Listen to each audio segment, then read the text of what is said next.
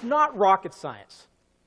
Now, we hear people use that expression all the time to describe something that's just not that complex. And I would never suggest that aerospace challenges are simple, but sometimes even rocket science isn't rocket science. The challenge is you are all experts, and it is that expertise that may be the very thing that is getting in the way of full creative potential.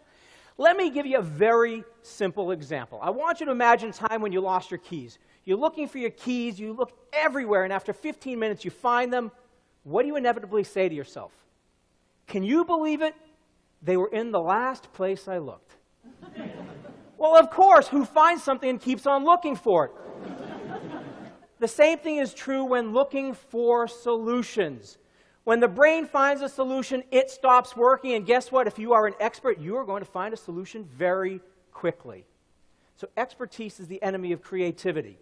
What I want you to consider is that maybe the best solutions to your challenges don't reside inside of aerospace, but they might be from other disciplines. Someone else may have already solved your challenges. And let me give you 3 very simple examples. So, 1, in the office supply industry, refilled toner cartridge is a high-margin item. The challenge is getting customers to return those toner cartridges so they can be filled and resold. During a brainstorming session, I asked the question, who else has solved this problem? Who sends the customer something and the customer sends it back? The first answer was the IRS. But the second answer was Netflix. Netflix sends you a DVD. You get to keep the DVD for as long as you want. When you're done, you return it. They send you a new one. So we investigated and implemented a Netflix-style subscription model for toner cartridge. And it was brilliant because for the company, they were guaranteed the customer was going to return the toner cartridge. And for the customer, it was great because they never ran out of ink, and they got great deals. It wasn't rocket science. Someone else had solved this problem. Or consider engineers who've been working on ways to locate and seal cracks in gas pipelines. This has been an issue that has plagued the industry for years. One day, a Scottish engineer, while working on this problem, he gets a paper cut. And unlike most of us who would get annoyed, he was thrilled. He made a connection. He made a connection between the capillaries in his finger and the gas pipeline, and he developed an inert coagulation ingredient that went inside the gas pipelines and was able to seal the cracks. Again, it wasn't rocket science. Someone else, in this case the human body, had already solved this problem for him. Or consider a potato chip manufacturer who wanted to find a way of reducing the amount of fat in their potato chips. Now, the best solution didn't come from their laboratory. In fact, the best solution didn't come from any laboratory.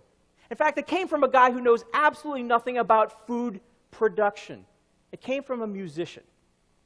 This musician realized that when he listens to loud music, he feels his bones rattle. And when he put a large loudspeaker over a conveyor belt of potato chips, he could actually see the fat in the potato chips drip off. That clearly was not rocket science. The key is that you can make connections. Make connections to different areas, or as Steve Jobs from Apple would say, creativity is just having enough dots to connect. Dots being ideas or experiences. And the reason why creative people are so is they've either had more experiences or they've thought more about those experiences. Creativity is about connections. It's about connecting the dots. And that's really the great thing about this conference here. They could have brought up 29 aerospace engineers, but instead they brought up musicians, neuroscientists, artists. And this allows you to look at life through different angles. It allows you to connect the dots. Because guess what? If you're working on an aerospace challenge and you have 100 aerospace engineers working on it, the 101st aerospace engineer is not going to make that much of a difference. But you add a biologist. You add a nanotechnologist. You add a musician, and maybe now you have something fundamentally different.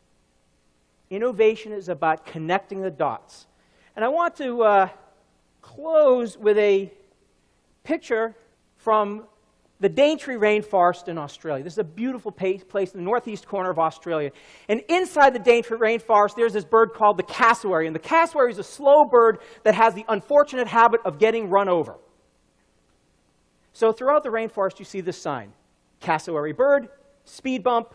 Right next to it is a speed bump. This really isn't the picture I took. That's the picture. For those of you who can't tell, it's a before and after.